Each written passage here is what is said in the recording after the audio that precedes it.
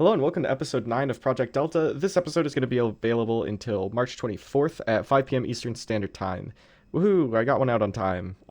Anyways, yeah, it's been a day. If you watched the actual episode that's released today, then I have been running around so much, and to the point that ironically, the thing that delayed last episode is what has me running around this episode too, because, well, I had to redo basically everything I did for that episode. Or, no, not everything I had to do for that episode, but I did have to redo parts of that.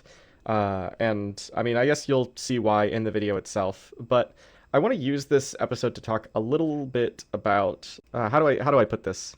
I mean, I guess I just say U.S. politics. Woohoo! Now, don't worry. I'm not gonna be getting into like any specifics of politics like things that people are actually going to disagree with. Because honestly, I feel like I disagree with everyone. Yeah, whatever you believe in, I disagree with you. Just trust me on that. I definitely disagree with you. Trust me. So just get that in your brain that whatever you agree with, I agree with the opposite, and that is my political view, definitely. Okay, except maybe that one thing. Maybe I agree with you on that, but everything else I disagree with you with. Yeah, yeah, and the Earth is flat. Anyways, let's talk about marijuana and the legislative filibuster. Oh, this is gonna be fun. Okay, so if you live in the States and you've ever like been interested in trying to get your hands on the green stuff, the 420, the whatever you want to call it, then you know what Delta 8 is. And I mean, even if you haven't, you probably know what it is. But Delta 8 is essentially fully legal weed. Now, a lot of people outside the States are probably a little confused right now because, like, the common sentiment is that weed is essentially like completely legal federally, and then the states, like some states have it legal and some states don't. And that is the case, at least for like quote unquote real marijuana, like derived from the marijuana plant, I guess. But Delta 8 is different because it still gets you high, but it's derived from hemp, which is technically a different plant and is classified as a different plant, and therefore it's legal because a few years ago there was a massive bill passed that made hemp legal, and then people realized you could use hemp to make what is essentially just weed. But it's I know any weed heads out there probably like, oh, it's not real weed, but it is basically weed. It is just basically weed. And the point is, it became fully legal federally, but the problem is the way it was made legal was through a loophole. Now, most governments that work would have probably just sealed that loophole or tried to regulate it, because the problem with it becoming legal through a loophole is that it basically had zero regulations. Whenever Delta 8 first started hitting shelves and markets, it was basically able to be sold legally to almost anyone. You didn't need like a weed card or like even to show ID in some cases, because technically it was just hemp.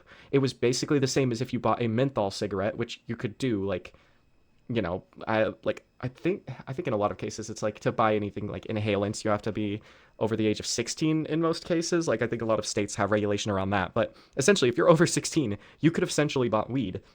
And like I don't think I can begin to state how crazy that is. I know in like some countries that is like just the normal state of things of being able to buy that stuff legally and being able to buy real weed, but this was completely unregulated and it was made legal through a loophole, and it was while actual weed was still completely illegal federally and you could get thrown in prison, and it was also legal throughout like all the states as well.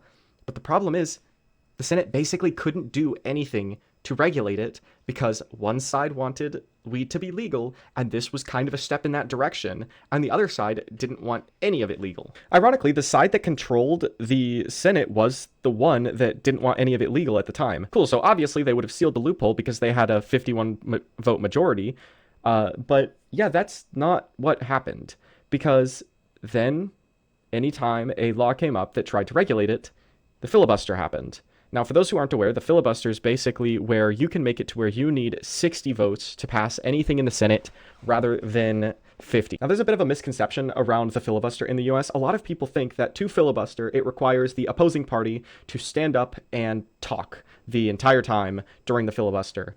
But that's actually not the case at all. There have been rules that have basically been put in place that make it to where if you want to filibuster, all you have to do is say you're going to filibuster, and then literally no one will show up. Like the Senate just closes. Like nothing gets done. Nothing gets done at all, despite the fact that like people would like things to get done. And the problem is it just puts everything in deadlock because neither side can get anything passed. Because you need 60 votes out of 100 to do anything. And have you ever heard of 60% of anyone agreeing on anything? The answer is no. Like, I am.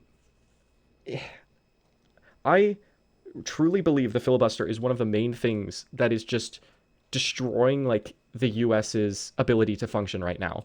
And the problem is neither side wants to get rid of it because they know that eventually the other side that they don't like is going to get into power, and the filibuster is going to be their only way to stall and slow things down. But the problem is that other party is in power. I know you might disagree with them, but if they're in power, that's because they were voted into power by democracy. Therefore, they should have the ability to get things done one way or another. Whether or not you like it, they should. And this applies to both parties. Both parties do it, and it has made it to where the legislative branch of the US has become basically useless. And it has also made it to where other branches of the government, which are supposed to be separate and have a separation of powers, they've had to take more power because the Congress and the Senate can't do anything. And it is a perfect excuse for those branches to take even more power because nothing gets done on one of the branches. And the truth is, like, if that party's in power, then they should be allowed to get what they're proposing done, because if they don't, then nothing gets done. And besides, a functioning democracy means that the people who are in power actually have power. If they don't, then no one has any power, nothing gets done, and things just become bogged down in bureaucracy. There are like so many more there's so much more minutia behind all of this, but like the point is, if you've ever wondered why it seems like nothing ever gets done in Congress or the Senate other than just slowing things down or becoming political bureaucracy, that's why. It's because you need 60 votes to get literally anything done, and that is not good. That's just not good. People need to be able to test their theories, whether they are right or wrong. They need to be able to test their political theories or their political agendas. And you know what? If they're wrong, then that party gets voted out of power and a different thing is tried. It just makes no sense right now what we have, because it is essentially the perfect scapegoat for people to not get anything done. It is just dysfunctional. It's dysfunctional. And I really think Delta 8 and the legalization through a loophole of everything is like the perfect example of it. That's the same reason gambling is now legal, the same reason Uber has taken over taxi. It's because things move too fast now, and the legislative branch cannot handle it. Anyways, I hope you enjoyed this video. I wish I had more time. I've actually already sped up this audio clip to try and fit everything in, but I still feel like I had no time. Honestly, I might end up talking about this more in tomorrow's episode too, but yeah, all right, bye-bye.